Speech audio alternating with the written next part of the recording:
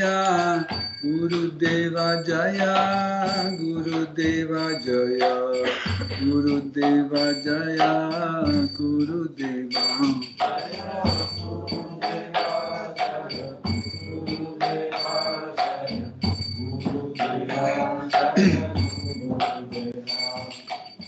Samsara Davana Lalitya Loka Tanaya Karunaganaganapam Samsara Davana Lalitya Loka Tanaya Karunaganaganapam Raptasya Kalyana Gunarnavasya Vande Guru Sri Charanarvindam Raptasya Kalyana Gunarnavasya Vande Guru Sri Charanarvindam Mahaprabhu Kirtana Nitya Gita Raditramadyan Manasurasena Mahaprabhu Kirtana Nitya Gita Raditramadyan Manasurasena Romanchakampa Sutaranga Bhajo Vande Guru Sri Charanarvindam Romanchakampa Sutaranga Bhajo Vande Guru Sri Charanarvindam Shivigraha Radhana Nityanana Shingaratan Mandira Marjanada Shivigraha Radhana Nityanana Shingaratan Mandira Marjanada Yuktasya Bhaktam Shani Unjatopi Vande Guru Sri Charanarvindam Tasya Bhaktam Shani Unjatopi Vande Guru Sri Charanarvindam Chaturvida Sri Bhagavat Prasadam Svadvanatri Pranhari Bhakta Sankhan Chaturvida Shri Bhagavat Prasadam Svadvanatri Pranhari Bhakta Sankhan Kritvaiva Triptim Bhajata Sadaiva Vande Guru Sri Charanarvindam Kritvaiva Triptim Bhajata Sadaiva Vande Guru Sri Charanarvindam Shiratika Mathavayora Para Mathurya Lila Gunarupanana Shiratika Mathavayora Para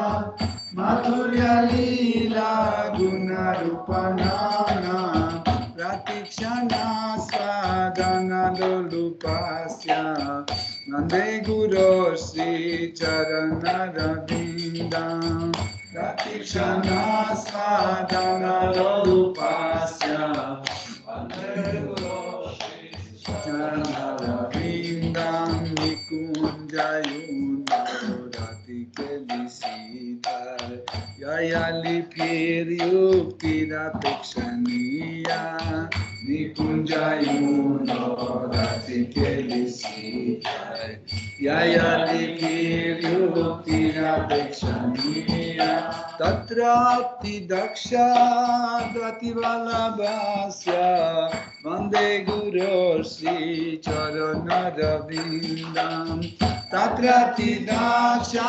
Dativalabhasya Vande Guru Sri Charanarvindam Sakshataritvrena Samastra Shastrai Uktastatha Bhavyata Eva Sadhi Sakshataritvrena Samastra Shastrai Uktastatha Bhavyata Eva Sadhi Kintu Pravarya Priya Eva Tasya Vande Guru Sri Charanarvindam Kintu pravodya priya eva tasya Vande Guru Shri Charanaravinda Yasya prasada bhagavat prasada Yasya prasada nagati kutopi Yasya prasada bhagavat prasada Yasya prasada nagati kutopi Dhyayastu vamstasya yashastri santyam Vande Guru Shri Charanaravinda Dhyayastu vamstasya yashastri santyam Vande Guru Shri Charanaravinda Vande Guru Shri Charanaravinda Vande Guru Shri Charanaravinda Vande Guru Shri Charanaravinda Vande Guru Shri Charanaravinda Nama Om Vishnu Padaya Krishna Prasthaya Bhutale Srimate Bhakti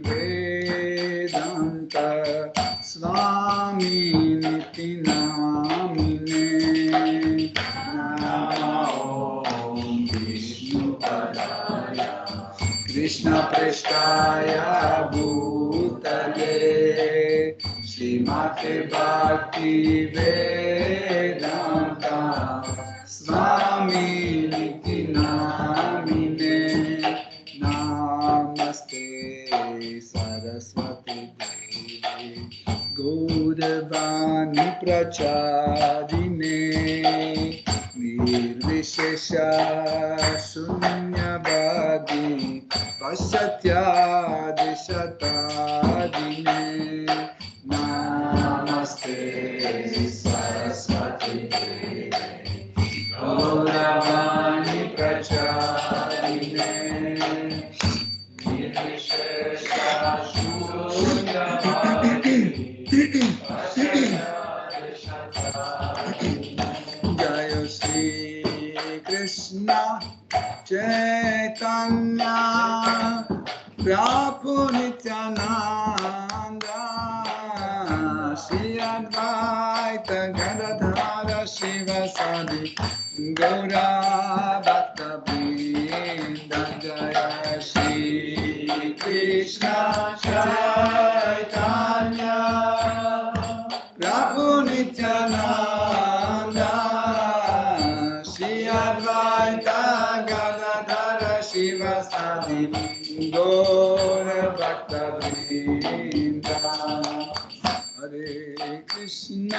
Hare Krishna Krishna Krishna Hare Hare Hare Rama Rama Rama Rama Hare Hare Hare Krishna Krishna Krishna Hare Hare Hare Rama Rama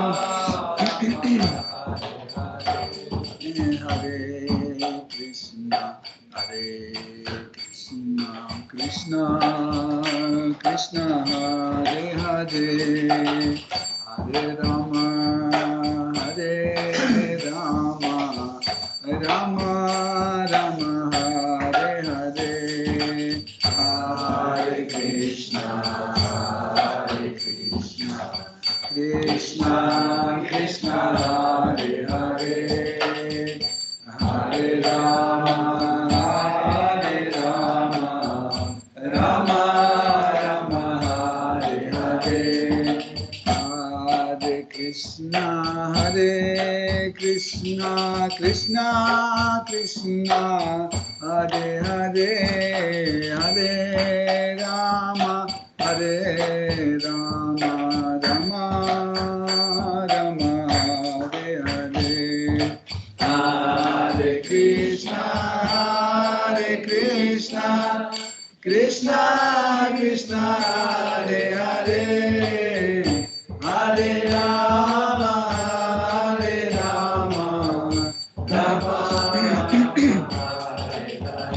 Jaya Radha Madhava Kunja Bihari Jaya Radha Madhava Kunja Bihari Jaya Radha Madhava Kunja Bihari Jaya Radha Madhava Kunja Bihari Gopi Jana Valakha Girivaradhari Jaya Gopi Jana Valakha Girivaradhari Gopi Jana Valakha Girivaradhari Jaya Gopi Jana Valakha Girivaradhari Yasoda Nandana Braja Jana Nandana Yashoda Nandana Braja Jana Nandana Yashoda Nandana Braja Jana Nandana Yashoda Nandana Braja Jana Nandana Yamuna Tira Vanachari Yamuna Tira Yamuna Tira Vanachari Yamuna Tira Vanachari Radha Madhava Kunja Bihari Jaya Radha Madhava Kunja Bihari Jaya Radha Madhava Kunja Bihari Jaya Radha Madhava Jai Jai Shri Shri Radha Parishishvara Ki Jai Shri Shri Radha Govinda Ki Jai Shri Shri Nitai Sachi Sutta Advaita Chandra Gadadhar Shivasadi Gaura Bhakta Vrinda Ki Jai Shri Jagannath Swami Pati Pavana Ki Jai Shri Jagannath Shri Baladev Shri Mati Subhadra Devi Ki Jai Jai Sitaram Lakshman Hanuman Bharata Shatrugna Yodhadhama Ki Jai Shri Shri Lakshmi Narasimha Prahlad Maharaj Shri Sudarshana Chakra Ki Jai Shri Shri Gauranga Nitai Goshai Ki Jai Shri Shri Gaur Nitai Ki Jai Tulasi Maharani Bhakti Devi Ki Jai Saraswati Devi Ki Jai Shri Guru Parampara Ki Jai Shri Prabhupada Ki Jai Toute gloire de vos assemblées.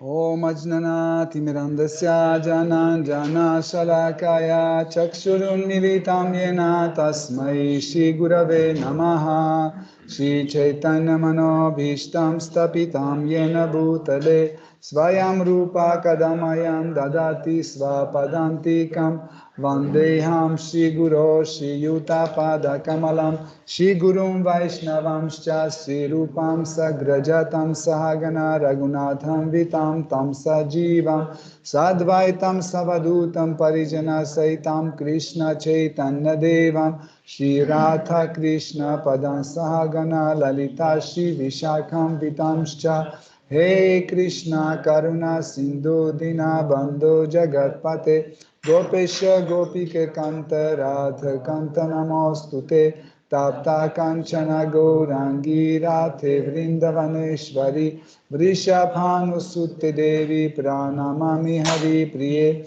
Vancha Kalpatarubhyascha Kripa Sindhubhya eva cha Patitanam Pavanebhyo Vaishnavebhyo Namo Namaha Nama Om Vishnu Padaya Krishna Preshtaya Bhutale Srimate Bhaktivedanta Swaminiti Namine Namaste Sarasvate Deve Gauravani Pracharine Nirvishesha Shunyavadi Paschatya Deshatarine Jai Shri Krishna Chaitanya Prabhu Nityananda Shri Advaita Gadadhara Shivasadi Gaura Bhakta Vrinda Hare Krishna Krishna Krishna Hare Hare Hare Rama Rama Rama Hare Hare Hare Nama Eva Kevalam kalunasteva nasteva nasteva gatiranyataha.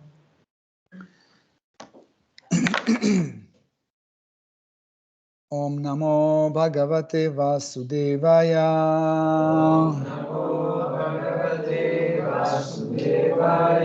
Om Namo Bhagavate Vasudevaya. Om Namo Bhagavate Vasudevaya.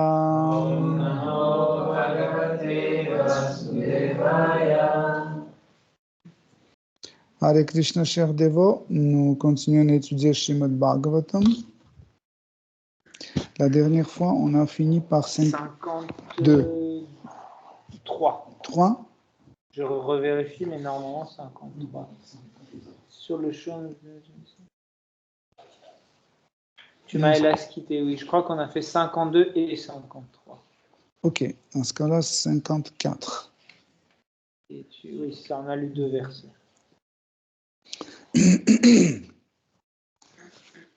Hamsav amam chatya sakshayu manasyanau abhutam antaravauka sahasra parivatsaran. Traduction.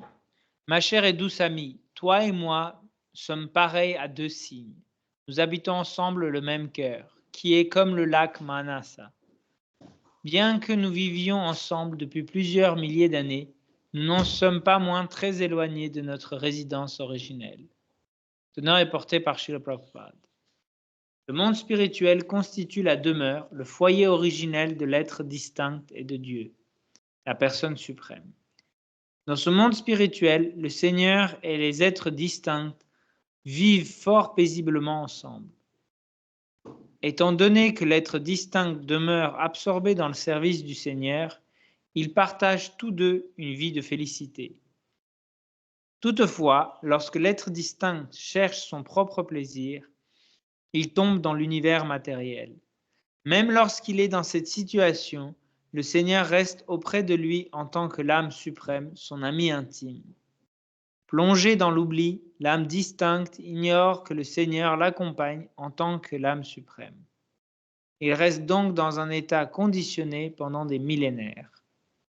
Bien que le Seigneur accompagne l'être distinct comme un ami, l'être vivant, lui, ne peut le reconnaître, à cause de l'oubli que l'existence matérielle suscite en lui. Verset suivant. Verset 55.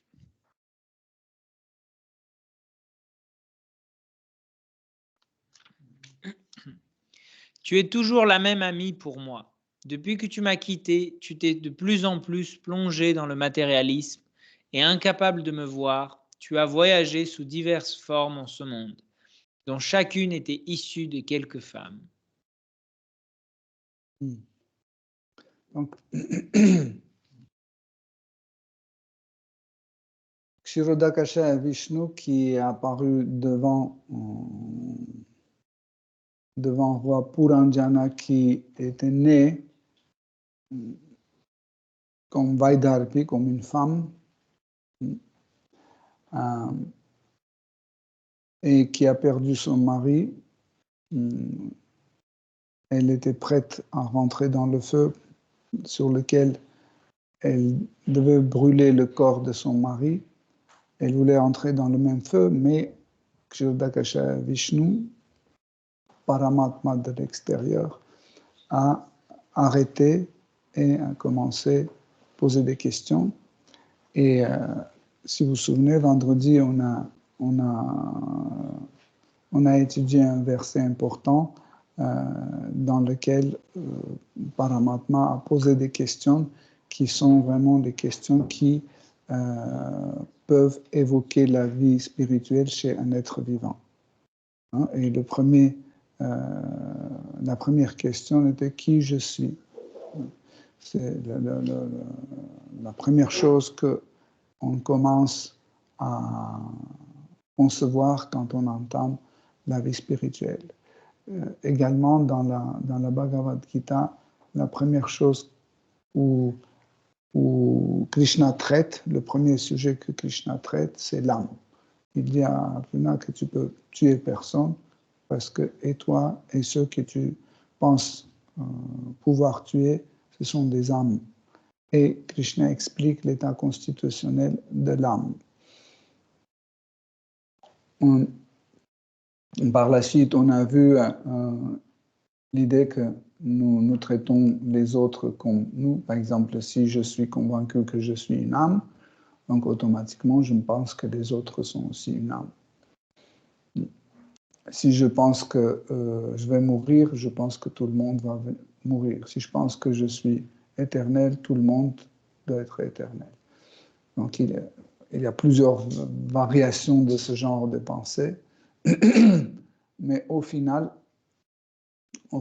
la vraie connaissance que nous recevons nous aide à se libérer de la souffrance de ce monde matériel.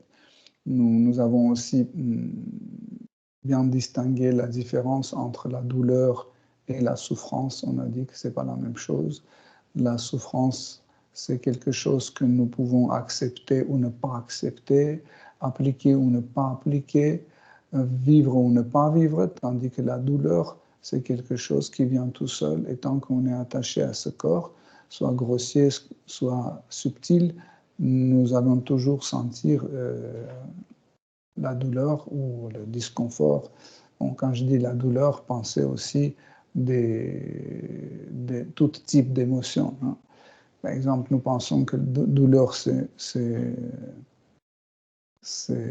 mauvais, mais quand il y a une sensation agréable, c'est bon. Dans ce monde de dualité, ça ne marche pas comme ça. Par exemple, le dévot qui a pratiqué longtemps dans la conscience Krishna et qui s'est libéré de tout type d'attachement, les choses qui lui faisaient plaisir, qui étaient agréables, deviennent désagréables. Hein. Par exemple, si on vous donne l'alcool, même l'odeur, cette sensation d'ivresse que les gens aiment en pensant que c'est très bon, etc., ça devient vraiment dégoûtant, c'est repoussant. Oui. Et pourtant, c'était quelque chose d'agréable, ou l'odeur ou le goût de la viande qui était tellement bon, etc. Maintenant, c'est juste de loin, on sent un peu, ou l'odeur de l'ail ou de l'oignon, ça, pour nous, ça pue déjà. C'est pas une belle odeur qui nous fait exciter nos sens, etc. C'est tout à fait le contraire. Donc pour ça, en fait, quand on dit la douleur, vous pouvez sous-entendre tout type d'émotions liées à notre corps. Donc par la suite, Kshirodakasha Vishnu ou Paramatma explique à Vaidarpi, à cette femme, qu'en fait, il y a un détail important qu'elle a oublié, c'est qu'ils étaient amis. Et cette amitié était éternelle. Hein. Et nous avons bien dit que la liaison entre Dieu, la personne suprême, et l'âme est éternelle. Ça veut dire même avant que l'âme vienne dans ce mode matériel, elle est en liaison, avec ce Seigneur suprême, tout le temps. Des fois, en fait, Paramatma est à l'intérieur de son corps, et des fois, c'est le contraire. C'est l'âme qui est à l'intérieur du corps de Paramatma. Et dans ces deux versets que nous avons lus, Paramatma explique qu'en fait, j'ai jamais trahi notre amitié. Tandis que toi, tu m'as oublié, et plus tu t'éloignais de moi, tu devenais de plus en plus matérialiste. Qu'est-ce que c'est matérialiste? En fait, souvent nous utilisons ce mot matérialiste, et ce mot ne veut pas dire juste une seule chose. Hein. Par exemple, matière, matériel, etc., peut porter différents sens. Par exemple, dans la littérature religieuse, on peut dire, le mot matériel, matière matérialiste, nous sous-entendons quelque chose qui est différent de spirituel. Okay? Donc, si le spirituel, c'est tout ce qui est dédié à Seigneur suprême, à Krishna, matériel, ce qui est égoïste, ce qui est destiné à nous-mêmes, pour notre plaisir. Donc, comme ça, on utilise le mot matériel. Mais aussi, le mot matériel signifie aussi quelque chose qui devient accessible à nos sens. Donc, par exemple, le corps spirituel, il est aussi d'une matière, parce que le corps spirituel aussi est tangible, perceptible par nos sens spirituels. Okay? Donc, quand on parle de l'énergie matérielle et l'énergie spirituelle, hein, toutes les deux sont des matières, parce que l'énergie, c'est une matière. Peu importe si elle est spirituelle ou matérielle, c'est une matière. Okay? Donc, mais ici, dans ce verset, le mot matériel est utilisé dans le sens égoïste. Ça veut dire Paramatma, Ksharodakasha Vishnu explique à Vaidarpi que elle s'éloignait d'une vie à l'autre, elle s'éloignait de lui plus en plus. Et plus elle s'éloignait de lui, plus cette personne pensait d'elle-même. Hein? Pourquoi et comment ça arrive? Hein?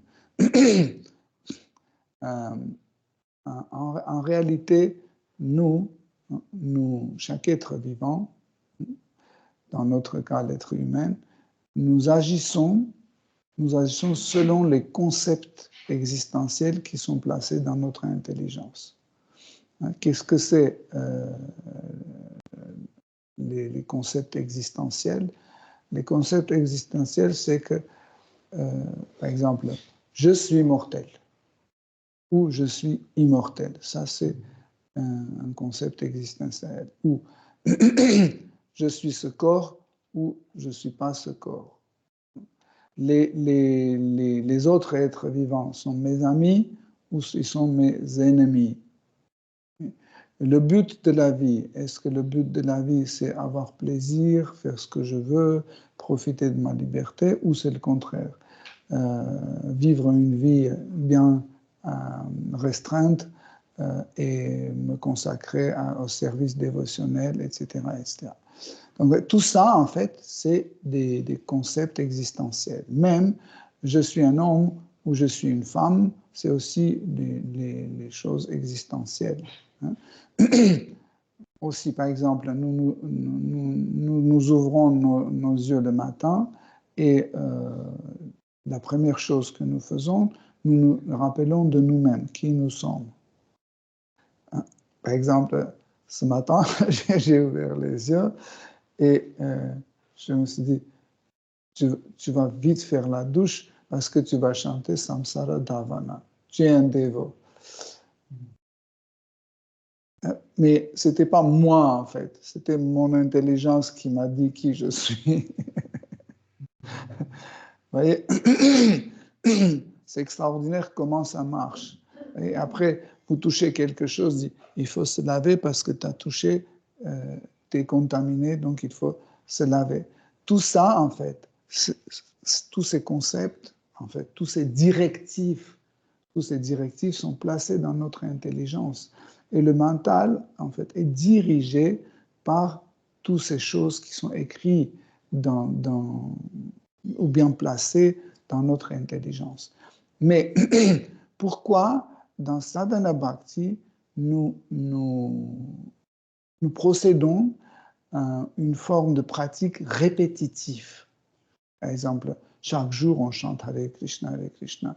16 tours, demain encore, après-demain encore. Chaque jour, on prend la douche, chaque jour, on se lève tôt, chaque jour, on se couche tard. Je rigole.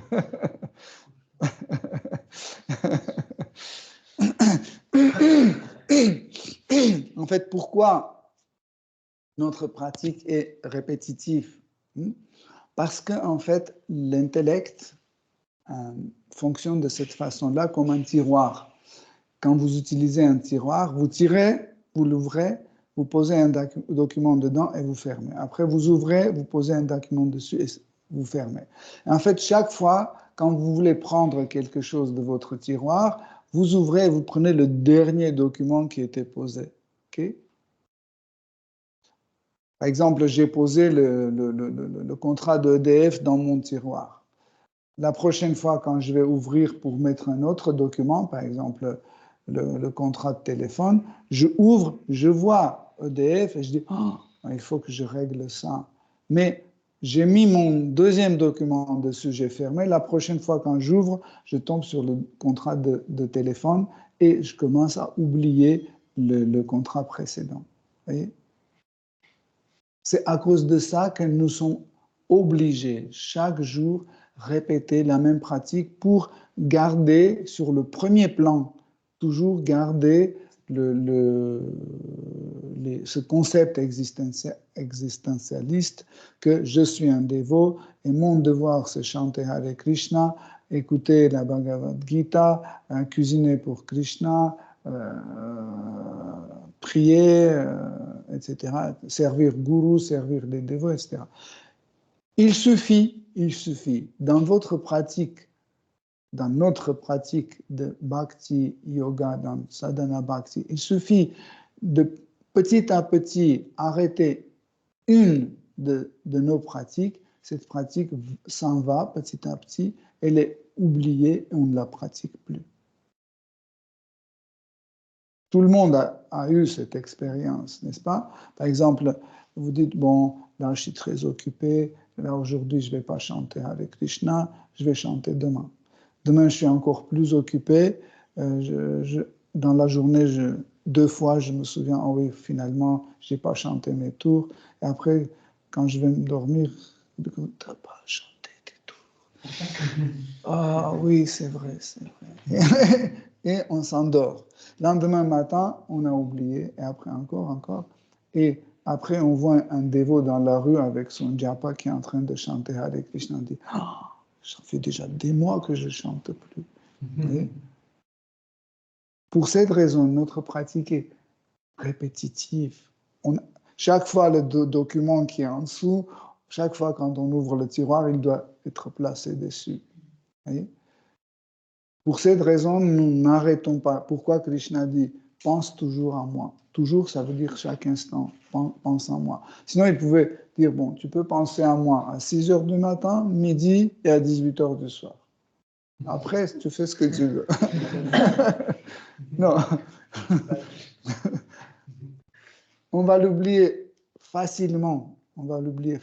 C'est pour ça que notre pratique est répétitive. Et il faudra que nous soyons rappelés par notre pratique. Vous voyez, ici, quand on oublie, nous-mêmes, on oublie de pratiquer ou se rappeler de quelque chose, Krishna, des fois, vient en personne pour nous rappeler, comme c'était dans le cas de Vaidarpi. Okay? Ça peut être Krishna lui-même, ça peut être Guru, qui vient et qui rappelle qu'en fait, il faut faire ça. Comme par exemple, dans l'histoire de Dhruva Maharaj, quand Narada Muni est venu et lui a rappelé ce qu'il doit faire. Dans l'histoire de Valmiki, quand Valmiki était complètement plongé dans son activité matérialiste où il pensait que la vie, en fait, le plaisir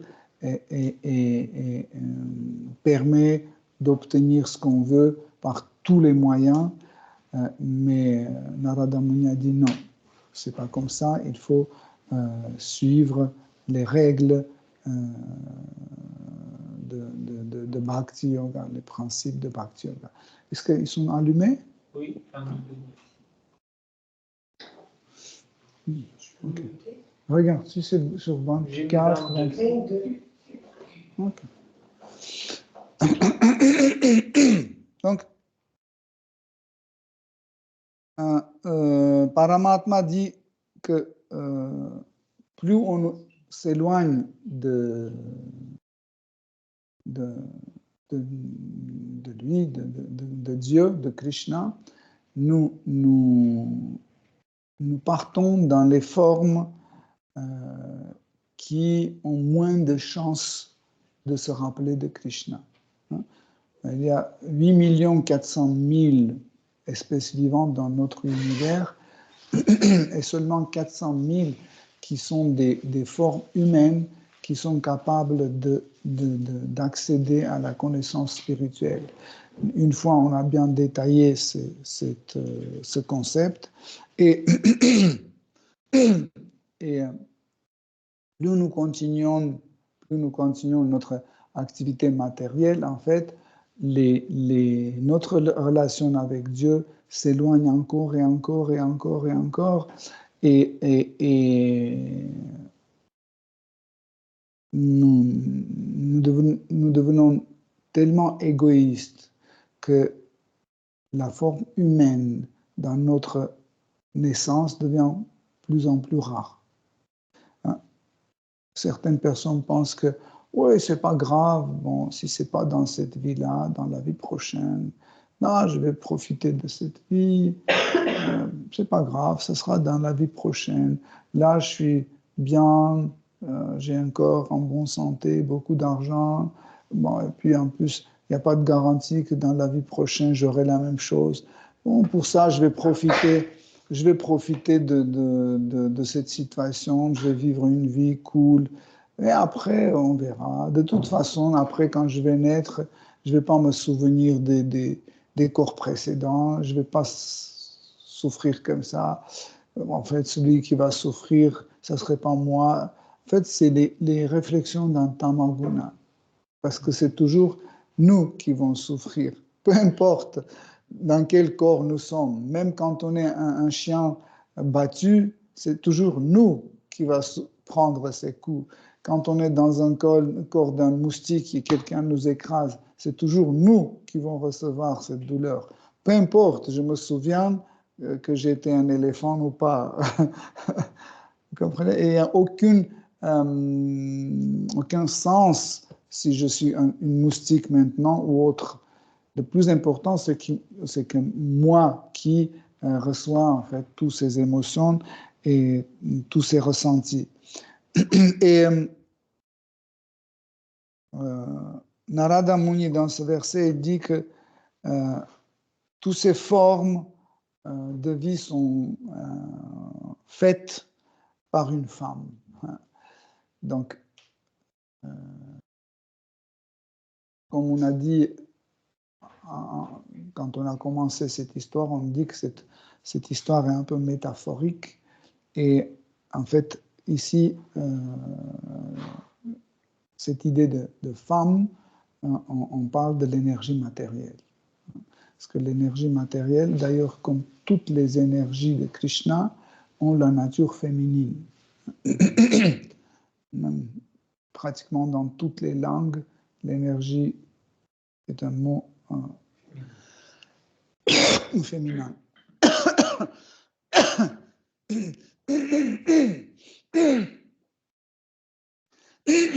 Et c'est pour ça que toutes les énergies sont stri. Stri, ça veut dire une femme ou celui qui sert ou celui qui ou celle qui donne le plaisir. Et l'énergie masculine, c'est Krishna, qui est Purusha. Nous pensons que si nous sommes dans un corps masculin, dans ce monde matériel, nous sommes Purusha. Et les femmes sont les femmes et les hommes sont Purusha. C'est faux. Nous sommes tous Stri. Nous sommes de la nature féminine, mais parce que nous sommes sous l'influence de Tamaguna et Rajaguna, nous n'arrivons pas à mettre notre main sur le document sur lequel c'est écrit « Tu es un stri, tu n'es pas un purusha ». Et car nous n'avons pas ce document, il est perdu dans nos dossiers. Un dévot dans la rue s'approche à nous, il nous tend la Bhagavad Gita, il dit finalement ce document, c'est celui-là. Il faut que tu étudies bien ce document.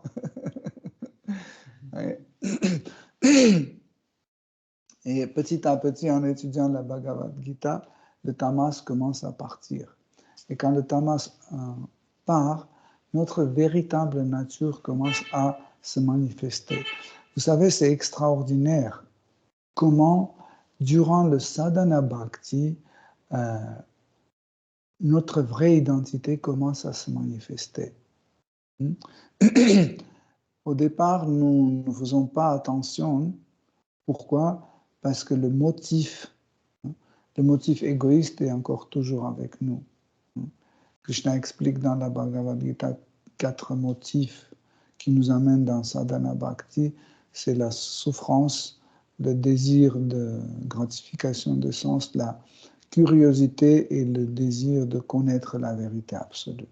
Donc, ces 4 motifs sont avec nous pendant notre pratique. Mais quand l'association des dévots, les instructions de Guru nous entourent, nous sommes dans cette situation-là, nous sommes tout le temps rappelés et notre attention est tout le temps détournée de notre motif pour lequel on est venu. Vous comprenez? C'est extraordinaire comme méthode. Hein?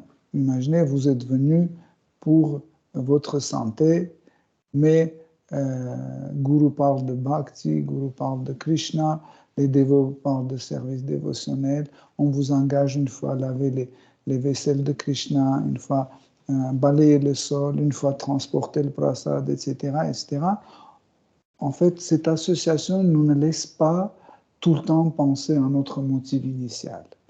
Un jour, petit à petit, quand on développe un goût pour service dévotionnel, des fois, notre mental, quelque part, il ramène « Tu te souviens de la santé ?» Oui, attends, c'est pour après. Là, je suis en train de chanter un kirtan, on verra ça après. Vous voyez? C'est comme ça qu'en fait, le motif de départ commence à affaiblir. Comme on a dit, chaque chose qui n'est pas rappelée tout le temps, commence à affaiblir. Et chaque chose qui est rappelée tout le temps, ça devient plus fort et plus fort. Et on s'en souvient plus en plus. Okay? Pour cette raison, d'une façon consciente, le dévot doit mettre son activité dans les conditions qui lui permettent de s'écarter de son motif initial, ou c'est les dévots doivent mettre cette personne dans des conditions pareilles. Comment ça arrive quand en fait, le premier cas, c'est quand nous sommes venus dans la conscience Krishna avec un motif, ok, et Krishna ne nous intéresse pas, c'est le motif qui intéresse.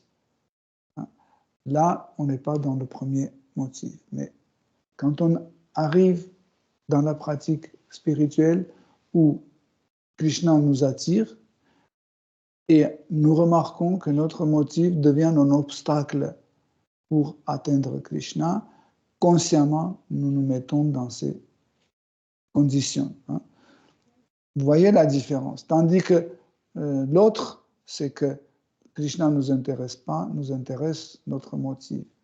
Et nous créons des situations, par exemple, dans notre cas, comme la santé par exemple, nous disons aux dévots comment je dois manger, comment je dois dormir, etc. Et les dévots expliquent des choses concernant le bhakti, les émotions de rasa, Krishna Katha, Et chaque fois quand on pose est-ce qu'il y a des questions, on dit oui, comment en fait on doit se débarrasser de mal à la tête que nous avons, de maux de tête, ou comment on doit faire, qu'est-ce qu'on doit manger pour ne pas avoir le diarrhée. Vous voyez, chaque fois il revient avec son motif. Tandis qu'un dévot qui veut atteindre Krishna, mais il voit que le motif, il reste toujours là et ce motif devient un obstacle pour qu'il atteigne Krishna, dans les cas pareils, le dévot, consciemment, avec les conseils de Guru, il essaie d'arranger sa vie de telle façon pour qu'il voit toujours les dévots, pour qu'il entende toujours le kirtan, pour qu'il participe au Harinam, à Krishna Katha, pour qu'il puisse adorer les murtis, cuisiner pour Krishna, etc. etc. Okay. Donc, en tout cas ici, dans ce verset, le dernier verset que nous venons de lire, Paramatma explique qu'en fait, tu es parti dans le samsara, dans toutes ces formes de naissance et mort, parce que tu m'as oublié. Qu'est-ce que ça veut dire tu m'as oublié? Tu as perdu l'association avec moi. Les dévots ne sont pas différents de Krishna. Si nous sommes associés avec les dévots, c'est égal comme nous sommes associés à Krishna. Si nous sommes associés à la Bhagavad Gita, Srimad Bhagavatam ou autre livre sacré, nous sommes en association avec Krishna. Voyez. Mais cela, c'est un processus conscient. Quand nous prenons un petit morceau de prasad pour mettre dans la bouche, on doit utiliser pas seulement la main, pas seulement la langue, les mâchoires et les dents, on doit utiliser notre conscience. On doit prendre ce morceau de prasad et dire Krishna m'avait envoyé ça. Et on met dans la bouche, on commence à mâcher et dit les dévots ont oublié de mettre du sel dedans. Et Krishna a remarqué ça, sûrement, mais peut-être quelqu'un lui a apporté du sel, c'est possible. Ça, c'est une façon consciente de manger le prasad. Voyez? Là, on est avec Krishna. Mais quand on dit « Ah oui, les pakoras, j'adore ça ». Et combien ils ont mis de... Est-ce qu'il y a encore... Voyez? Ça, c'est inconscient. Ça veut dire c'est la langue qui nous contrôle. Ce n'est pas nous qui contrôlons la langue, c'est la langue qui nous contrôle. Voyez? Donc, nous avons parlé aussi de l'énergie matérielle la dernière fois, et on a dit que cette énergie a une faculté d'exciter les sens. Hein. Peu importe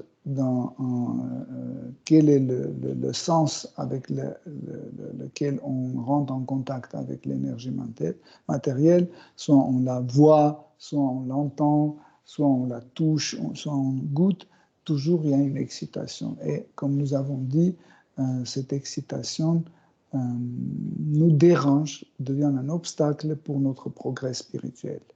Encore une raison pour laquelle le dévot commence à mettre des restrictions dans sa vie.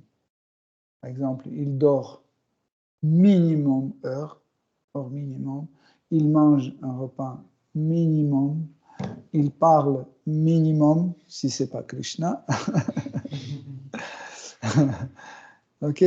Il travaille minimum, en fait, il met tout, il minimalise tout ce qui est le contact des sens avec l'énergie matérielle. Mais pour éviter en fait ce contact prolongé avec la matière, nous avons une solution. On doit, le contraire, prolonger notre contact avec le bhakti, avec service dévotionnel.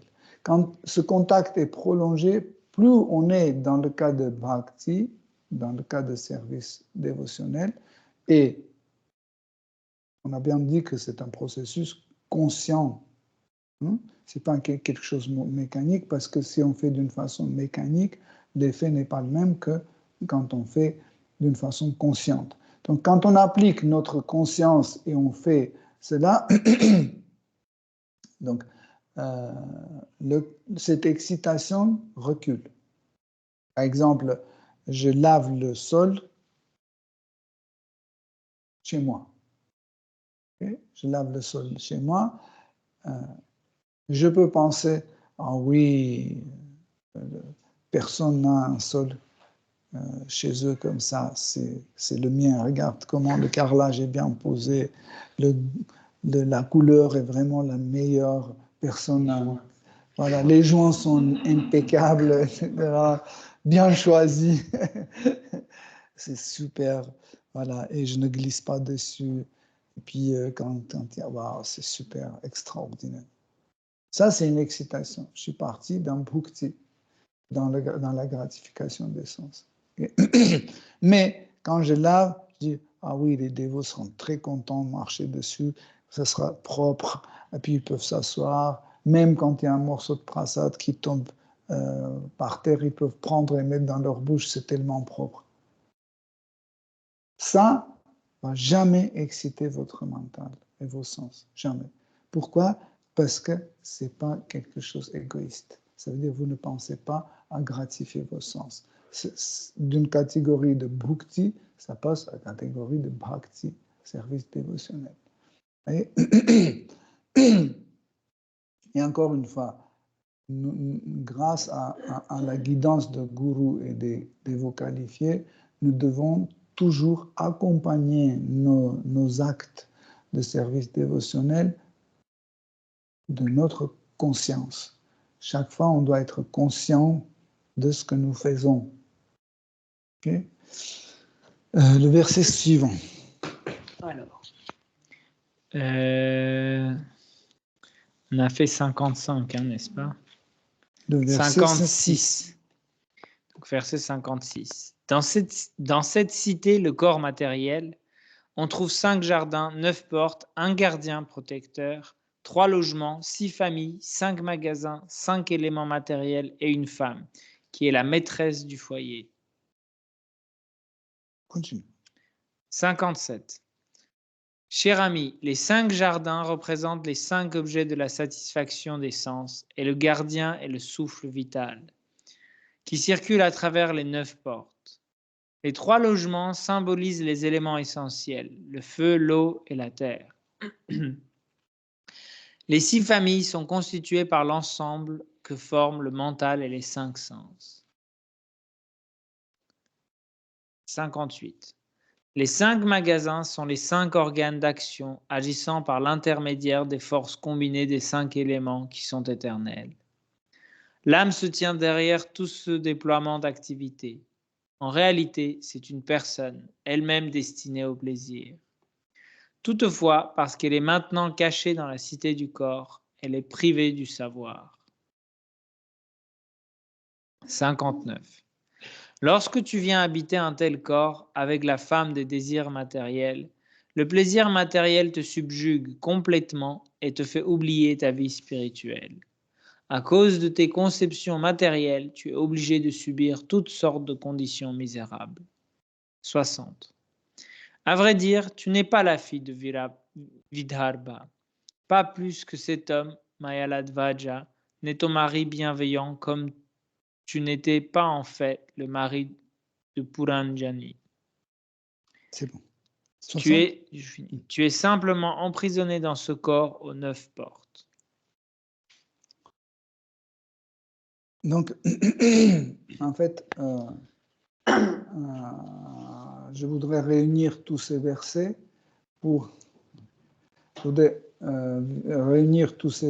Pourquoi? Parce que c'est le même sujet. Et si vous vous souvenez, au début de l'histoire, tout au début de l'histoire, je vous ai dit que Narada Muni va encore une fois expliquer en fait le fonctionnement du corps matériel, comment ça marche, pourquoi c'est comme ça, etc. Et là, de nouveau, Narada Muni revient à l'explication de qu'est-ce que c'est un être vivant. Donc, là, il y a des expressions allégoriques comme la ville avec 9 portes, etc., etc. Donc, pour ne pas avoir une amalgame dans votre tête, je vais vous expliquer en fait en vous présentant un schéma dans lequel nous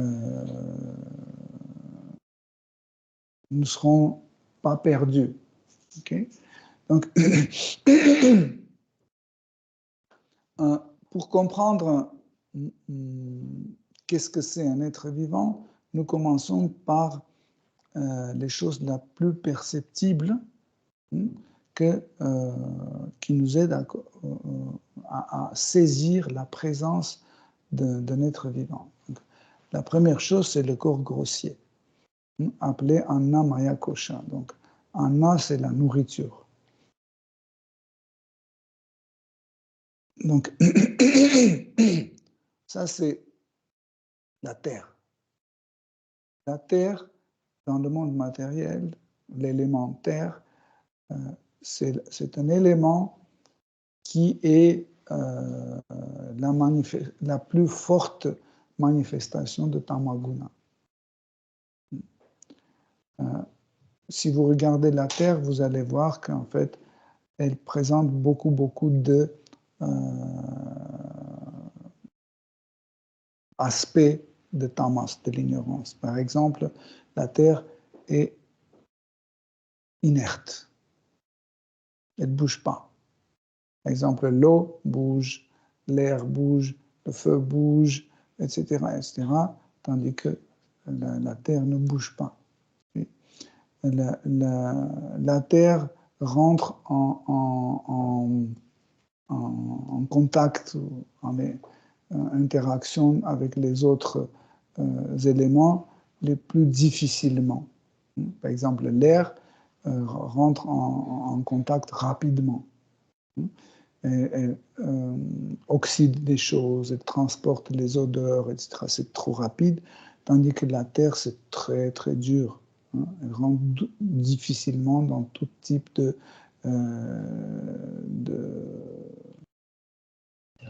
d'interaction. Pareil, par exemple, pour transporter ce verre dans la cuisine, je dois me lever. Qu'est-ce que ça veut dire? Je dois transporter ce corps lourd avec ce verre dur. Je dois le transporter là-bas. Je dois faire beaucoup d'efforts pour déplacer ce verre de là à là. Tandis qu'avec le mental, ça sera immédiatement. Vous voyez? Le mental, dans je ne sais pas, une millième de seconde, le verre sera dans la cuisine à l'aide de mental. C'est pour ça que le mental, il est beaucoup plus rapide que tous les autres éléments précédents dans l'hiérarchie. Encore plus rapide, c'est l'intellect. Et encore plus rapide, c'est le faux ego. Okay?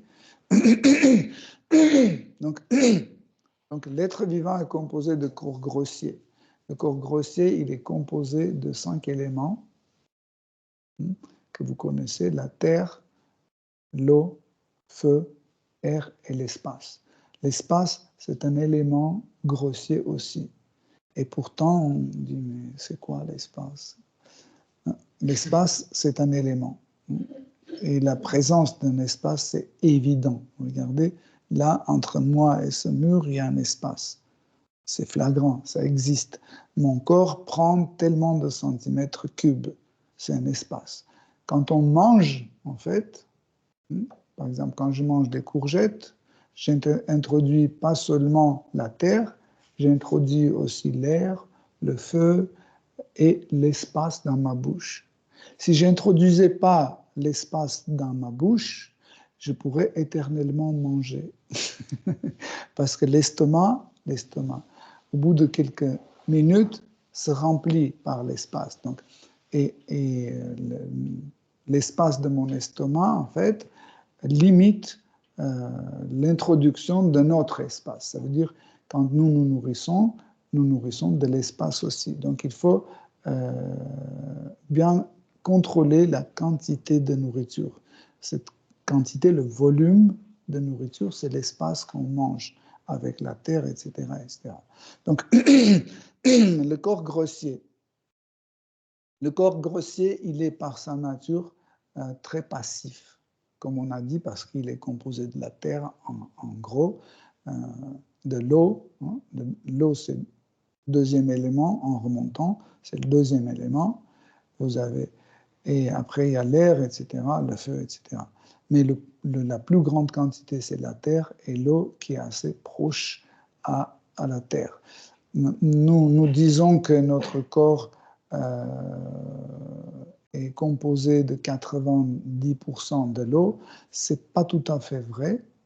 Pourquoi? Parce qu'en fait, la Terre a différents degrés de sa manifestation. Par exemple, le bois ou le métal, c'est la terre. La matière plastique, c'est la terre. Okay? Mais par exemple, le miel, c'est aussi de la terre. Mais c'est une terre qui est plus vers l'eau. Et là, les aspects de l'eau, hein, ou par exemple les concentrés, par exemple. Vous voyez? Il y a des choses que vous avez qui sont dures, vous posez sur la table, mais dans quelques temps, ils commencent à petit à petit. Donc c'est un autre type de la terre. C'est pour ça, il faut bien comprendre que dans notre corps grossier, c'est pas 80% de l'eau, en fait, c'est beaucoup moins, parce que on doit les définir comme la terre plus liquide. Ça dépend, parce qu'en fait, certaines substances peuvent montrer 60% de la nature de la terre et 40% de l'eau, ou 10% de l'eau, 90% des caractéristiques de la terre. Okay? Donc, et comme on a dit, en fait, ce corps, il est très inerte. Très inerte. Chaque fois pour le mettre en action, c'est toujours, nous devons mettre de l'effort. Et en fait, vous voyez, il y a un truc qui s'appelle la paresse. C'est aussi un aspect de Tamaguna, n'est-ce pas? Est-ce que tu peux me passer ce verre, s'il te plaît? Pourquoi? Parce que c'est le corps, en fait, le tamas de mon corps qui me dérange. Okay? Donc, bref, en fait, il y a le feu aussi qui est dans notre corps, qui aide à digérer des choses. Le feu qui donne la possibilité de voir. Parce que si on n'a pas de feu dans nos yeux, nous ne pouvons pas voir. S'il n'y a pas de feu, en fait, nous ne pouvons même pas réfléchir. Vous devez avoir assez de feu dans la tête pour pouvoir réfléchir. Mais quand on a excès de feu dans la tête, en fait, dans le cerveau ou dans les yeux, en fait, ça peut provoquer, par exemple, dans les yeux, ça peut provoquer des hallucinations. Par exemple, chez les gens drogués ou alcooliques, il y a des hallucinations. Pourquoi? Parce que l'alcool ou la drogue augmente la quantité de feu dans le corps. Hein? Même certaines personnes qui aiment bien manger du piment, le piment avec le piment. C'est pas un plat avec le piment, ils mangent piment avec le piment, ou je sais pas, du gingembre, des trucs très très forts qui augmentent le feu dans le corps, la quantité de feu. En fait, leur vision devient très radiasique, hallucinatoire. Hallucinatoire. Voilà. Okay? Leur façon de penser devient très hallucinatoire. Qu'est-ce que ça veut dire? C'est que je dis, Sabji, en 3 minutes, je le ferai. Pourquoi? Parce que ce feu est tellement fort qu'on n'arrive pas à estimer le temps. Okay? La présence de feu est très forte dans notre mental. On dit, ah oui, peindre les murs? Oui, oui, c'est juste 3 minutes. Tac, tac, tac, et c'est tout. Et si vous avez remarqué, ce genre des personnes, il prend beaucoup, beaucoup de services. Il dit, oui, ça, oui, pas de problème. Ça, oui, pas de problème. Ça, oui, pas de problème. Pourquoi? En fait, parce qu'ils n'arrivent pas, à cause de présence de beaucoup de feu dans le mental, ils n'arrivent pas à estimer les choses. Hein. Oui, parce que le feu, quand on introduit le feu dans notre corps grossier, en fait, petit à petit, en fait, les choses remontent aussi dans le corps subtil. Hein. C'est pour ça que dans le mental, dans l'intellect, dans le faux ego, il y a la présence aussi de feu. Parce que le feu, il est moins lourd et beaucoup plus actif, plus performant dans le mouvement, plus mouvementé que la Terre. C'est pour ça qu'on a cet accès. Donc je ne détaille pas tout, hein, parce que sinon on n'aura pas le temps. Ensuite, nous avons le corps subtil, qui est composé de mental, intellect et le faux ego. Le lien entre le corps grossier et corps subtil est assuré par les pranas, l'air vital. En fait, c'est l'air vital qui crée cette liaison. Dans notre corps, nous avons tout un système d'aération, entre guillemets. C'est comme dans des gratte-ciel, vous avez le système d'aération, c'est plein de tuyaux qui passent et ça tourne en permanent toute la journée.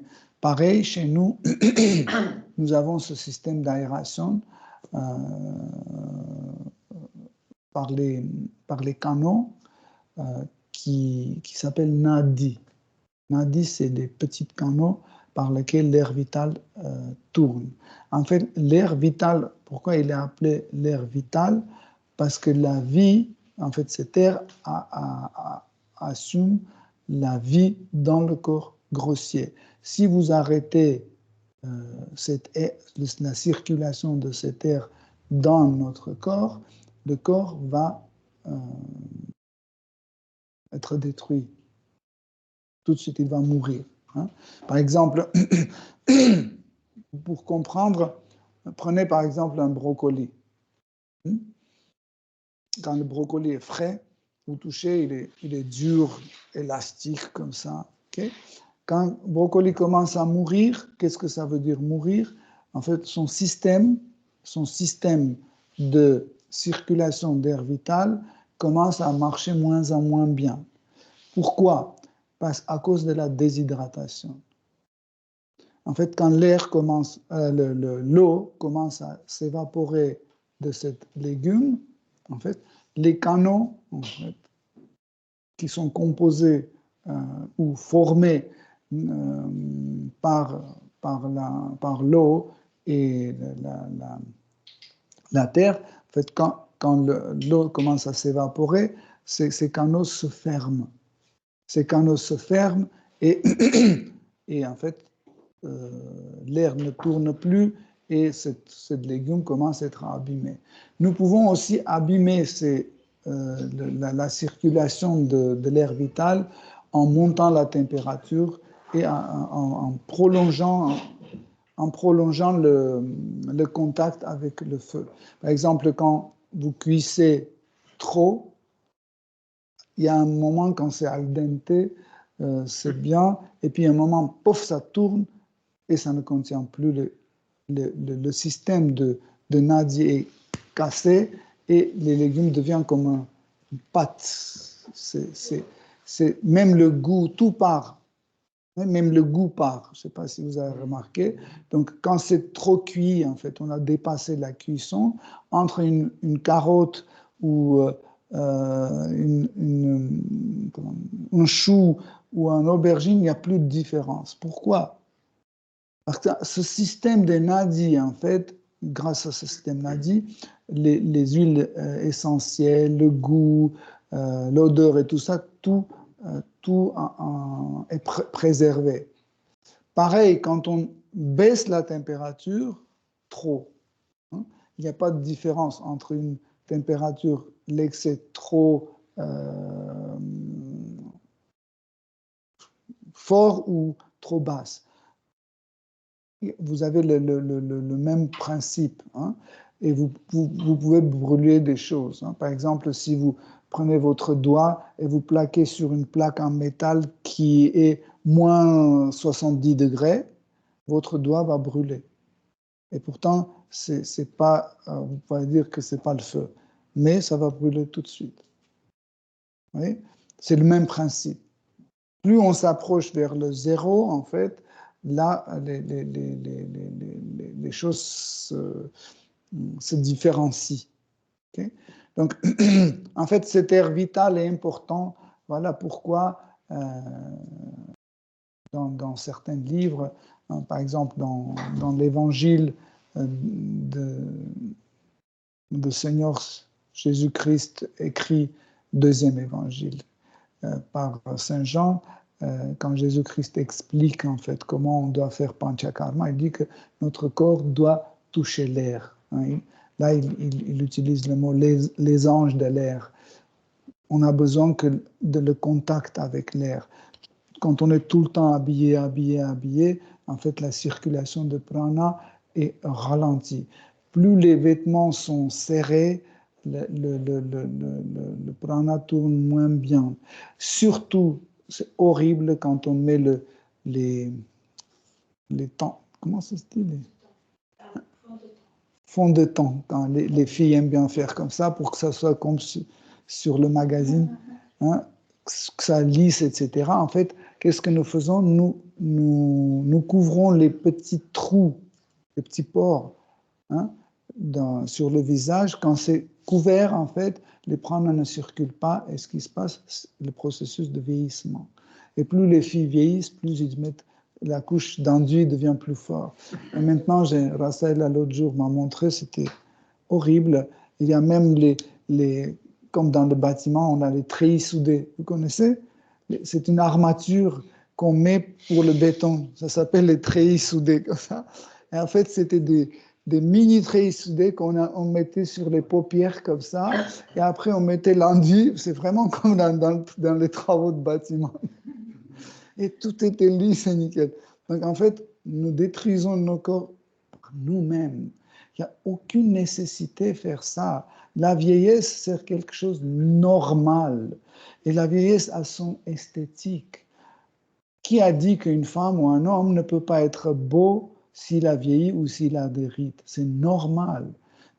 Quand vous allez dans la forêt, votre attention est attirée plus par les arbres qui sont un peu pas droits, un peu cassés, un peu vieillis, n'est-ce pas? C'est plus intéressant, vous la remarquez tout de suite, waouh, c'est super. Mais quand vous allez dans la forêt, vous voyez comme les poteaux, comme ça, c'est pas intéressant, c'est pas beau. Pareil, en fait, nous créons notre beauté à travers nos actes. Par exemple, quand je suis comme ça tout le temps, n'est-ce pas? Je vais avoir des rides comme ça. C'est par mon activité, par ma façon de penser que je crée ma forme. Il y a des gens qui ont toujours les rides comme ça parce qu'ils sont toujours joyeux, etc. Et ça ne se passe pas seulement avec le corps grossier, aussi le corps subtil prend des formes. Les rides aussi sont dans le corps subtil. Donc, en fait, comme ça, comme on a dit, le lien entre corps grossier et corps subtil est assuré par le corps pranique, ça veut dire par les pranas. Ainsi, l'animation de deux corps, l'animation de ces deux corps est assurée par l'énergie de la conscience. La conscience entre, en fait, pénètre en nous et s'étale, on a parlé de ça, s'étale grâce à un mental, au mental. Grâce au mental et grâce à la lymphe et au sang. En fait, là où il y a moins la présence du sang, il y a moins de sensibilité, moins de conscience. Dans les conférences précédentes, on a bien détaillé, je ne veux pas répéter encore une fois, vous pouvez retourner et écouter ça. Mais comment l'énergie de la conscience, ou Chaitanya Shakti, comment elle peut pénétrer dans le corps et comment peut agir. Comme on a dit, donc, il y a l'idée de matière, donc l'énergie de la conscience aussi c'est une matière. Mais comment et de quelle façon elle dirige le corps. Donc, derrière la conscience, on doit avoir une personne, un individu. Et cet individu est l'âme. En fait, l'énergie de la conscience prend des formes, agit, etc., seulement quand elle est en contact avec, avec un individu. Et cet individu est l'âme elle-même. Donc, quand l'âme a une conscience Krishna, qu'est-ce que ça veut dire, conscience Krishna? Qu'elle est au courant qu'elle est une âme, elle est au courant qu'elle est attachée à ce corps d'une façon temporaire. Elle est au courant que la destination de ce corps est servir Krishna. Elle est au courant que tout est temporaire dans ce monde. Elle est au courant que le plaisir le plus extraordinaire que nous pouvons avoir, c'est le plaisir de relation avec Shri Krishna et tout le reste. Donc, cette personne a la conscience Krishna. Ça veut dire, elle envoie ce type de conscience, ça s'appelle la conscience Krishna. Ça veut dire, dès que cette conscience entre dans le corps d'un dévot, de quelqu'un, en fait, son corps commence à fonctionner comme un corps d'un dévot. C'est ce type de conscience. Mais quand on a une conscience d'un chien, en fait, et ça rentre dans un corps, en fait, ce corps commence à se comporter comme un chien. Peu importe si la forme est la forme d'un chien ou d'un crocodile ou autre. Par exemple, si je me réalise en fait que je suis un chien, okay, je vais appliquer sur mon corps, je vais appliquer la conscience d'un chien, je vais me mettre à quatre pattes, je vais commencer à aboyer, je vais agiter ma queue, même si je n'en ai pas. Vous comprenez? En fait, notre conduite dépend du type de conscience que nous appliquons sur ce corps-là. Okay? Quand nous appliquons la conscience Krishna sur ce corps-là, ce corps commence à se comporter comme un corps d'un dévot, comme un dévot.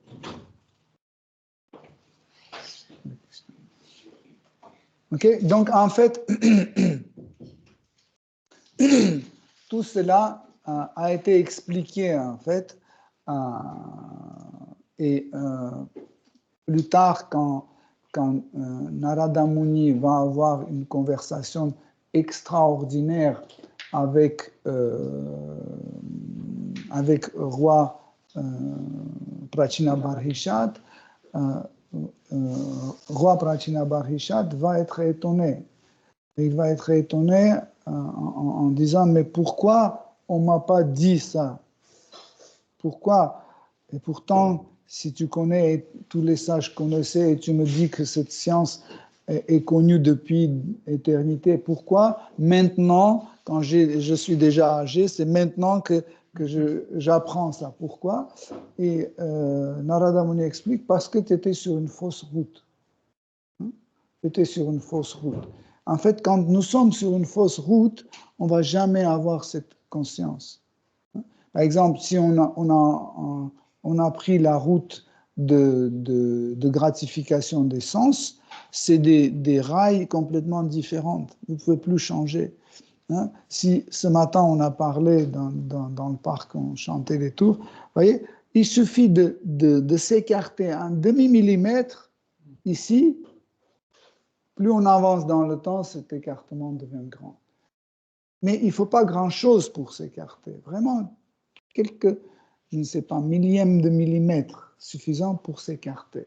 C'est pour ça que Srila Rupa Goswami dit Anya Bhila Shuta Shunyam Snana Karmadi Anuvritam. Ça veut dire il ne doit pas avoir quelque chose d'autre. Dès qu'on pense que oui, la conscience Krishna c'est bien, mais la philosophie c'est bien aussi, la psychologie c'est très bien aussi. Oui, ça là pour le moment, le bhakti va attendre. Je vais m'occuper un peu de philosophie, psychologie, c'est bien, l'astrologie, comme ça, je vais faire ceci, je vais faire cela, je vais m'engager dans le service dévotionnel, je vais faire des séances de psychologie aux dévots, etc., etc. On ne les voit plus, ces dévots.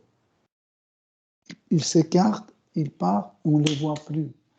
Si vous, mentalement, faites un tour dans la salle de yoga lyrique, vous pouvez constater vous-même que ceux qui sont empruntés cette voie, fausse voie, comme Krishna, Das Kaviraj Goswami dit, c'est Kaitava, c'est la voie de mensonge, la voie d'illusion. Ils ne sont plus là. Pourquoi? Parce qu'ils sont pensés, oui, c'est juste un peu, on ne les voit plus. C'est pour cette raison, tous les grands dévots nous disent, ne vous écartez pas, ne vous écartez pas. Même des petites choses peuvent devenir très, très graves. Il faut être vigilant. Au moins, rester près de dévots, au moins, rester près de gourous, parce que les dévots qualifiés et le gourou, ils voient tout de suite ces écartements. Et quand on nous prévient, il ne faut pas dire « Mais regarde-toi, qu'est-ce que tu as fait? Tu vois une épine dans mon œil et la poutre dans le tien, tu ne vois pas. » Mais en fait, cet écartement, un dévot qualifié, gourou, il voit ce petit écartement. Et quand il dit, il faut vraiment suivre ces instructions. Ce matin, en parlant, on a donné l'exemple en fait d'une fourmi. Hein.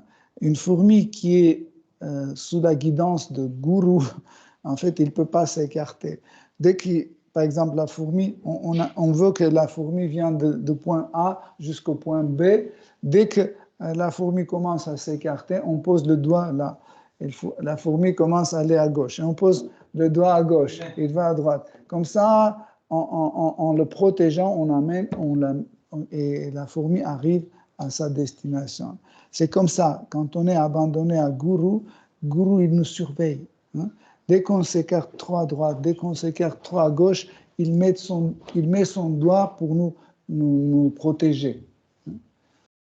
Voilà. Hare Krishna, si vous avez des questions, des commentaires.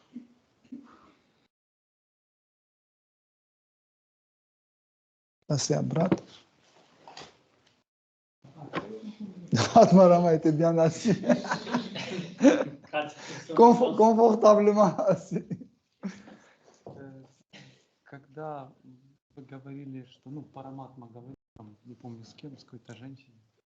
Quand Paramatma parle avec quelqu'un, У меня возник вопрос. j'ai une question. Ведь Параматма, она имеет только две функции. Paramatma a que deux fonctions. Дозволять и наблюдать, да? Permettre et observer, si j'ai bien compris. То есть, получается, уже говорила не Параматма. Ça veut dire, à ce moment-là, c'est pas Paramatma qui parlait. То есть, какое-то другое проявление. Est-ce que c'est une autre manifestation? Vous pouvez expliquer. Cher dévot, je m'excuse, j'ai perdu ma voix. Au début, quand on explique l'idée de Paramatma à un dévot,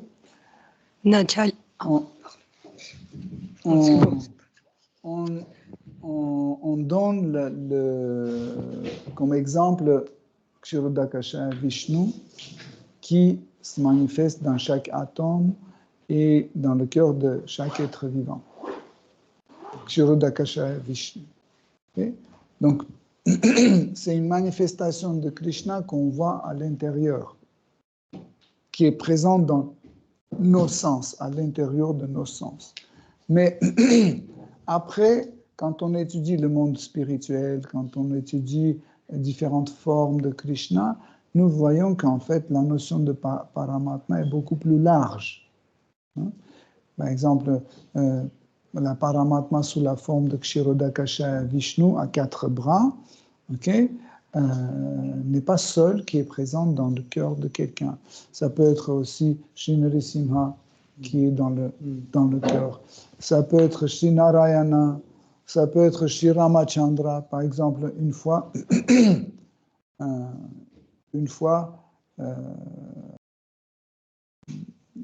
quand Shri Ramachandra et Sita Devi, Lakshman, ils sont retournés de l'exil à Ayodhya, et il y avait beaucoup de monde, et Shri Ramachandra était tellement heureux, il a commencé à donner des cadeaux à tout le monde. Il distribuait pratiquement tout ce qui était dans la trésorerie d'Ayodhya. Il a tout distribué. Il a donné à tous les présents. Et il a donné à Sita Devi aussi. Il a donné un collier en perles. Donné. Et puis quand il y avait un cadeau distribué par Ramachandra, dès que Ramachandra donnait un cadeau à quelqu'un, Hanuman faisait Hari Bol, Jai Shri Ram, Jai Shri Ram. Il était très content que quelqu'un recevait un cadeau de Shri Ramachandra.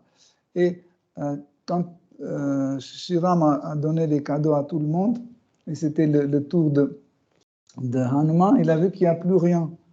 Il n'y a aucun cadeau qui est resté. Shri Ramachandra a fait désolé, il n'y a plus de cadeaux. Parce qu'il ne pouvait pas prendre quelque chose qui était déjà offert à quelqu'un. Et à ce moment-là, Sita Devi a retiré son collier en perles et il a donné à Hanuman. Et Hanuman était Jai Shri Ram, il était tellement content, il a commencé à sentir et puis lécher, et après il a commencé à manger. Et quelqu'un a dit, ben, c'est ça, hein, un singe, il ne comprend rien dans le collier, etc. Et Shri Ramachandra, quand il a entendu, il a dit non, il a dit Hanuman, montre-moi qui est dans ton cœur. Et Hanuman a ouvert son corps, comme ça, il a déchiré sa poitrine, et tout le monde a vu Sitaram dans son cœur.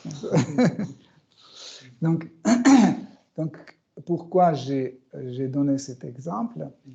Parce que vous voyez, Sitaram aussi, c'est un Paramatma. Paramatma, c'est l'âme supérieure qui est au-dessus de l'âme, qui dirige l'âme, qui inspire l'âme pour que l'âme continue à vivre. Donc, par exemple, à Vraj, à Vrindavan, c'est Vraj Kumar Krishna de Vrindavan qui est Paramatma.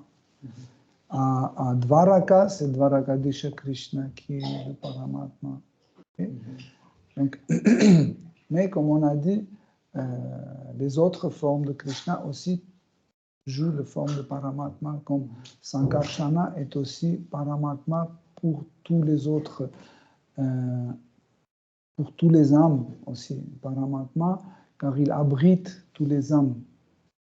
Mais en fait, il est Paramatma d'une autre façon. Il n'est pas dans le cœur de chacun, tous les âmes sont dans son corps, à l'intérieur de lui. Donc, ça, c'est une compréhension de Paramatma un peu plus élargie.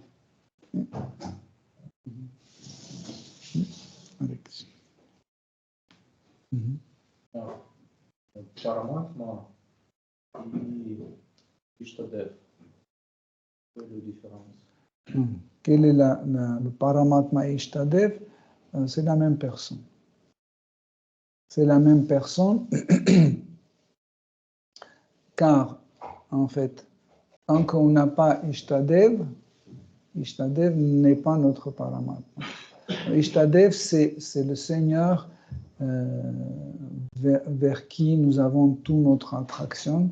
Et en fait, c'est la forme vers laquelle on a unique et seule attirance forte. On peut voir les autres formes, on peut adorer les autres formes, etc. Mais la forme la plus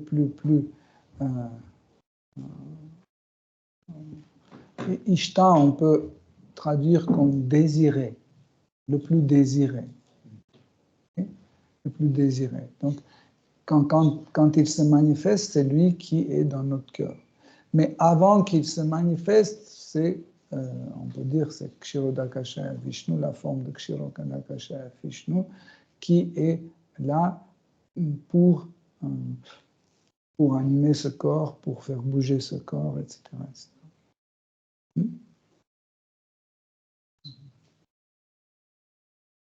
Comme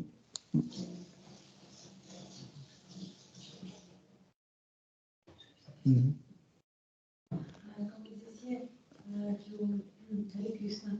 Avec Krishna. Merci pour les conférences. Ça fait longtemps que je n'ai pas été. Ça me fait très plaisir de voir tous les dévots et vous. Hare Krishna, cher dévot. Je voulais un petit peu la précision de votre part, s'il vous plaît, quand vous disiez qu'aux fourmis, elle doit être guidée. Donc, c'est nous qui devons être guidés, toujours par la présence des dévots, soit le gourou. Donc, mais on ne peut pas communiquer avec le gourou. Donc, on doit écouter le YouTube, oui. On doit discuter avec les dévots pour être toujours rester, pour ne pas perdre le chemin. Pourquoi on ne peut pas contacter le gourou? Elle n'a pas de téléphone. Notre téléphone. En fait, le dévot qui a envie de rester avec le gourou et recevoir ses instructions, il reste toujours près du gourou. Krishna toujours donne cette possibilité.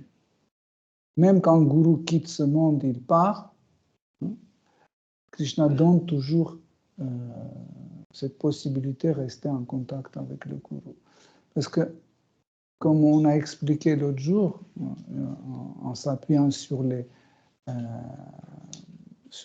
commentaires de Srila Prabhupada dans Srimad Bhagavatam, où il dit que nous avons un gourou tant qu'on applique les instructions de gourou.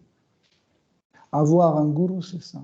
Nous avons ces instructions, on est en train de l'appliquer, on a un gourou.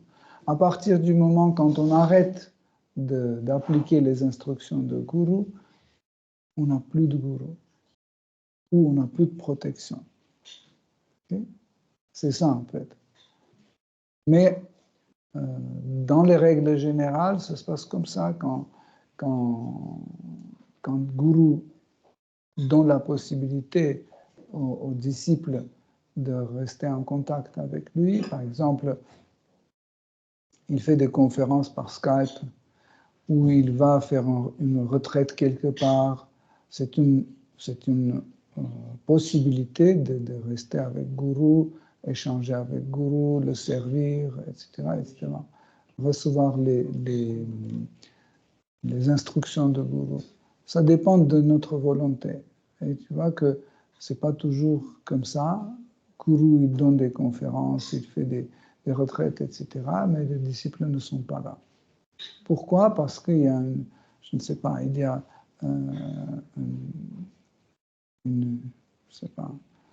une conférence sur les relations familiales, oui, sur le comportement féminin, ou des trucs comme ça, et les dévots, ils vont là-bas parce que c'est excitant. Et le gourou, il ne nous amuse pas, il ne dit pas des choses drôles, il nous dit non, vous devez servir Krishna, et ça, c'est pas intéressant, c'est pas excitant. Tu comprends? C'est impossible que quelqu'un veuille avoir une relation avec Guru et Krishna ne donne pas cette possibilité. Tout à fait le contraire.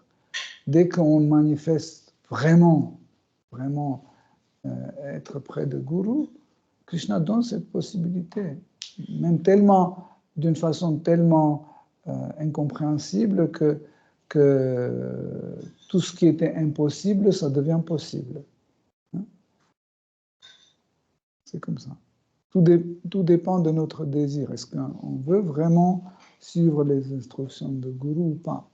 Mais dans l'exemple que j'ai donné, en fait, c'était comment nous pouvons arriver à notre but et être protégés. C'est en ayant Guru. Et avoir un Guru, encore une fois, c'est d'appliquer les instructions de Guru. Si on ne les applique pas, on n'a pas de Guru et on n'est pas protégé.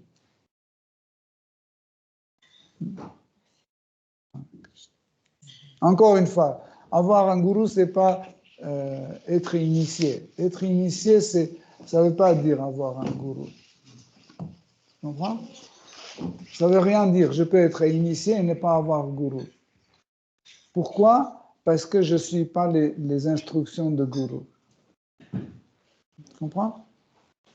Et aussi, souvent, nous pensons qu'il suffit d'être initié, nous faisons partie de notre parampara. Non, c'est faux. Nous pouvons être initiés et ne pas adhérer au parampara, parce qu'adhérer au parampara, ça veut dire avoir la même sadhana de guru, avoir la même humeur de guru ou de parampara, et avoir le même siddhanta, les mêmes critères, les mêmes postulats de la philosophie de notre parampara. Si on n'a pas ces quatre-là, le fait d'être initié, ça ne veut rien dire. On n'est pas attaché. On pense que c'est attaché. On est attaché à Guru, on pense. Guru, il s'en va et on reste là parce qu'on n'est pas attaché.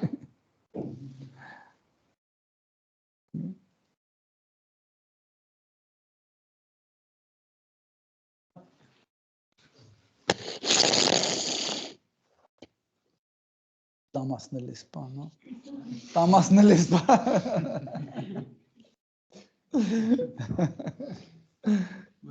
Когда следуешь наставлениям, Quand on suit les instructions de Guru, ты в этот момент чувствуешь и опыт, и вкус, и понимание. à ce moment-là, tu sens le goût, tu comprends tout. И вот я не понимаю, почему вот, ну, я в том числе, Et je ne comprends pas pourquoi, et moi y compris, можем переставать следовать. pourquoi à un moment donné, on arrête de suivre les instructions de Guru.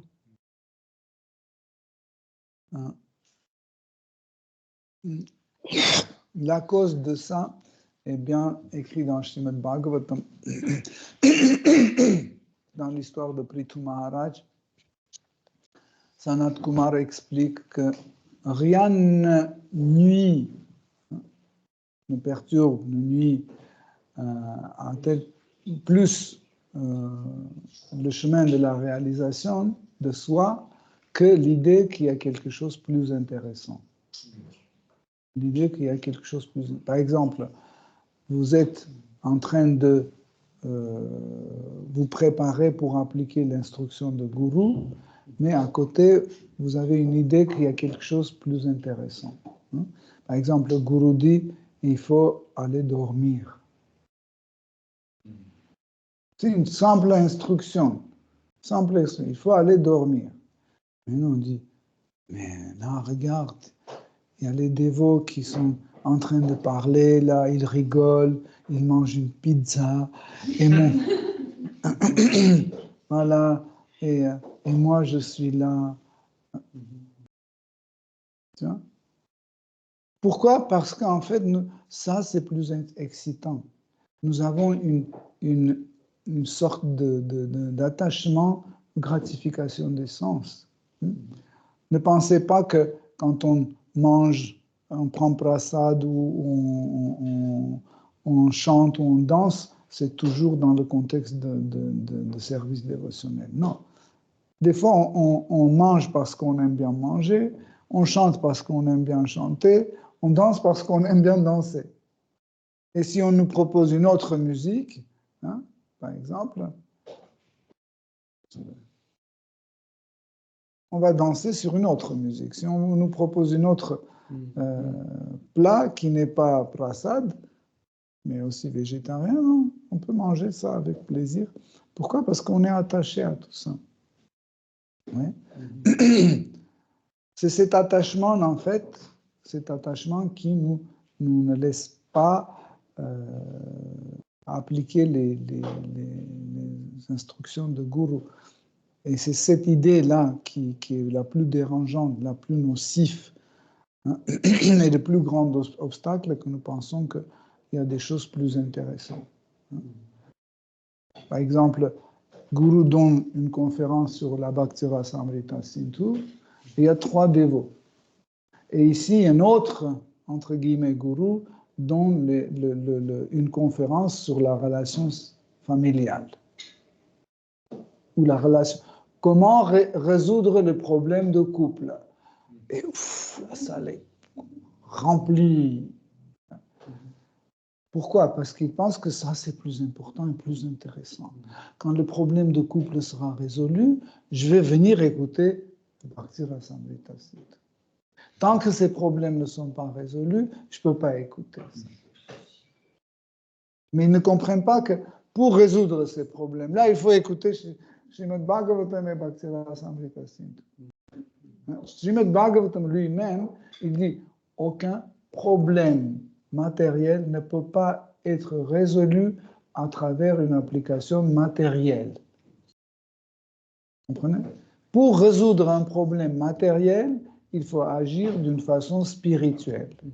Parce que quand on applique pour résoudre un problème matériel, on applique le principe de matériel, ça élargit le problème.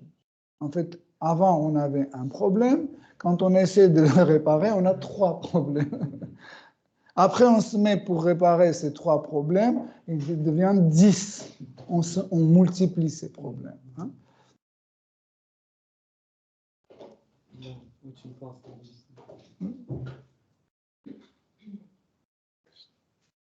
Si vous avez d'autres questions, on a encore 10 minutes.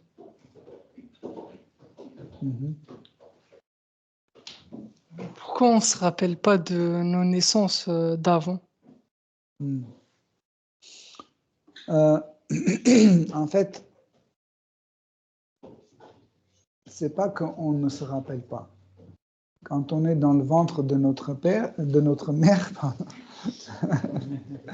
si, il y avait des cas dans le Srimad Bhagavatam où le père a donné la naissance. Ça existe aussi.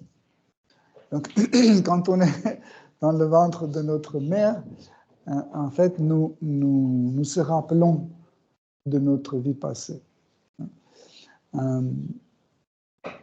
Et on se rappelle de tout ce qui nous est arrivé.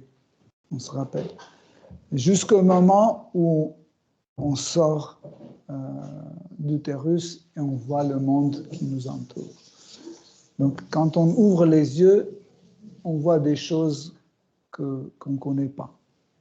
C'est des nouvelles choses parce que dans la vie précédente, on était dans une autre époque, les maisons étaient différentes, ou je viens d'un autre univers, etc., etc. Et comme ça, c'est nouveau. Quand il y a une nouvelle chose qui est un inconnu, ça en fait fait une émotion plus forte que l'émotion de la vie précédente.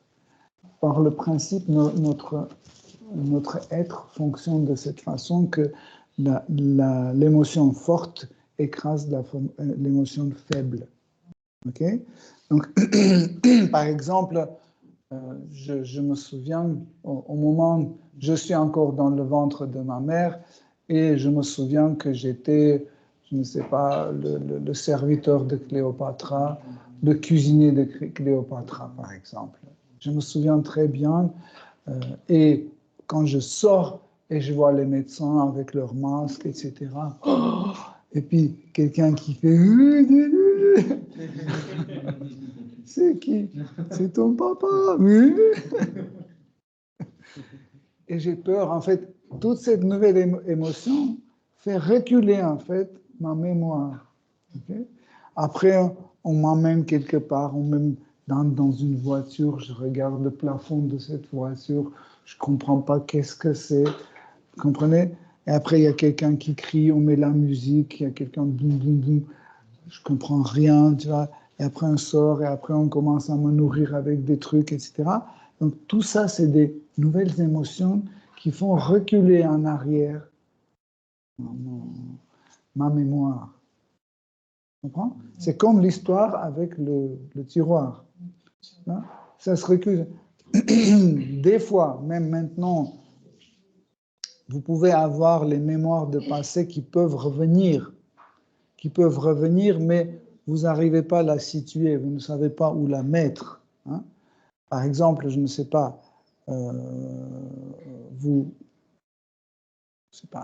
y a 3 millions d'années, vous étiez un brahmana et en frottant une petite baguette dans un autre bois sec, vous produisez le feu, ok, comme ça, et vous dites certains mantras, et peut-être demain matin, vous vous levez et ça vous revient dans votre esprit, vous pensez que c'est juste une spéculation du mental. Pourquoi? Parce qu'en fait, il faut la suite, il faut le placer quelque part, n'est-ce pas? Pourquoi je faisais ça? Qu'est-ce qui s'est passé après? Qu'est-ce qu'il y avait avant? Quand il n'y a pas avant et après, nous n'avons pas la possibilité de situer ce truc. Okay? Okay? C'est-à-dire que la mémoire, ce n'est pas matériel? La mémoire, c'est immatériel et spirituel. On a deux mémoires.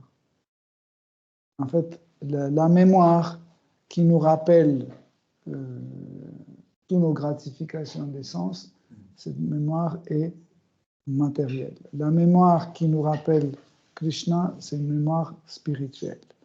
Quel est l'effet de mémoire? L'intellect, il enregistre tout ce qui se passe avec nous d'une façon narrative, émotionnelle, logique, sensuelle, etc., etc. Il y a différents types d'enregistrement. Tout ça, c'est enregistré. Et la mémoire, c'est quand le mental rentre en contact avec l'intellect et en fait, il peut puiser l'information dedans. Ça, c'est l'effet de mémoire. La perte de mémoire, c'est quand l'intellect n'est plus accessible par le mental. Chaque excitation, en fait, soit vers le bas, soit vers le haut, exemple, excitation par Rajaguna ou l'excitation par Tamaguna, en fait, coupe le lien avec l'intellect, donc la mémoire est perdue. C'est ça la perte de mémoire. Le phénomène de souvenir ou de mémoire, c'est ce contact-là. Donc, dans le monde matériel, en fait, quand on meurt et on passe d'un corps à l'autre, toute l'information est restée dans notre intellect et mise dans un autre corps. Donc, c'est un voyage d'un corps à l'autre. Nous avons, par exemple, moi, par exemple, dans mon intellect actuel que j'ai l'enregistrement de, je sais pas, 1 million de vies. Mais ils sont comme ça. Pour accéder à ces dossiers, il faut aller en arrière. Oui? Donc, ça, c'est ma mémoire matérielle. Et quand par exemple, j'ai décidé d'aller dans Brahman impersonnel, où par exemple, il y a la destruction totale de cet univers, okay? Et j'ai pas mérité d'aller dans le monde spirituel, je rentre de nouveau dans le corps de Mahavishnu, mais sans mémoire. La mémoire reste chez Paramatma, chez Krishna. Elle reste tout le temps. Même quand je quitte ce corps, je vais dans le monde spirituel, je perds la mémoire. précédente. Mais cette mémoire n'a pas disparu. Elle reste toujours enregistrée chez Krishna. Okay? Pareil, en fait, aussi, il y a une partie de mes actes ou de mon activité spirituelle qui est enregistrée chez Krishna toujours. Et après, quand je vais dans le monde spirituel, je peux avoir l'accès à ça. Mais éternellement, en fait, tout est enregistré chez Paramatma. Par exemple, imagine que j'étais en train de jouer un violon au moment de la destruction de ce monde. Okay? Et donc, moi, selon mon karma, je devais encore jouer le violon 50 ans. Mais la destruction est arrivée, hop, c'est fini. J'abandonne mon corps subtil, mon corps grossier, et sans aucune mémoire, je me déplace dans le corps de Mahavishnu. Après, quand le monde matériel est créé de nouveau, je reviens de nouveau dans le monde matériel, sans mémoire, mais Paramatma, qui rentre dans mes sens, me rappelle, tu aimais jouer le violon, c'était comme ça. Je dis, waouh! Tout de suite, le désir de jouer le violon se manifeste et je m'identifie avec celui qui aime bien jouer le violon. Et ça, c'est l'apparition de faux égos. Et après, quand le faux ego apparaît, le désir doit être appliqué. Et pour que le désir soit appliqué et maintenu, il me faut le mental. Donc, une partie de faux ego en contact avec le sattva guna se transforme ou commence à avoir un comportement de mental. Il joue le rôle de mental. Okay? Après, quand je commence à faire cette activité, j'applique en fait. Donc, il y a une passé qui est créée. Il faut que ce passé soit enregistré quelque part. Parce que le mental ne peut pas garder et accumuler l'information. Il garde l'information juste pour certaines opérations. Par exemple, il prend une certaine connaissance dans mon intellect, il fait l'opération, et dès que c'est fini, il remet à sa place. Par exemple, moi je cuisine, je prends le couteau, je coupe, je pose, je prends la cuillère, je mélange. Mais imagine que je prends le couteau, je coupe, après je ne remets pas le couteau, je prends une cuillère, maintenant j'ai cuillère et couteau, et puis je ne peux plus mélanger. Après une fourchette, et puis une carotte, etc., je ne peux plus travailler. C'est pour ça que, en fait, le mental fonctionne comme ça. Il a pris dans mon intellect, il a pris le couteau, il a travaillé, il a rendu. Donc, il a libéré la main pour prendre autre chose. Hare Krishna. Shri Srimad Bhagavatam ki jai. Srila Prabhupada Patita Pavan ki jai. Toute gloire de vos assemblées. Hare Krishna.